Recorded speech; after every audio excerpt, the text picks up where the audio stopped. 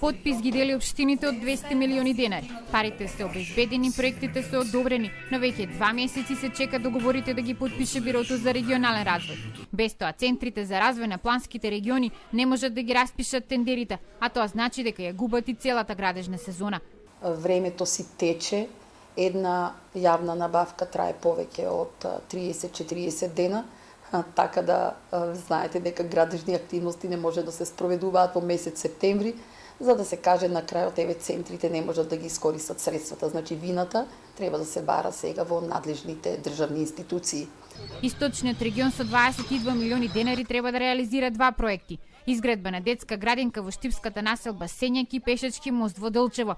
Проектот доцни, но овде општина Штип нема свој удел или не е една од страните која што треба да го подпише договорот, односно договорот треба да биде подпишен помеѓу Источен плански регион и Бирото за рамномерен регионален развој.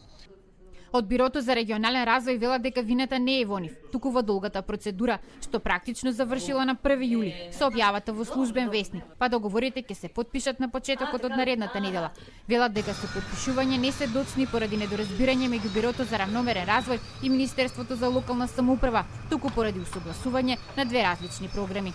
Дилемата беше, пошто имаме средства што се на сметка на Бирото и средствата во Министерството. Значи, дали смеам да подпишам договори за средствата што се во Министерството? Тука беше дилемата и затоа и застоиме малце на подпишување на договорот. Од тендерите за овие зависи реализацијата и на други проекти, бидејќи средствата што евентуално ќе се заштедат со електронските аукции во Источниот регион треба да се искористат за изработка на технички документации за енергетски фасади на објекти во 11 општини или за изградба на пат во индустријската зона во Пехчево.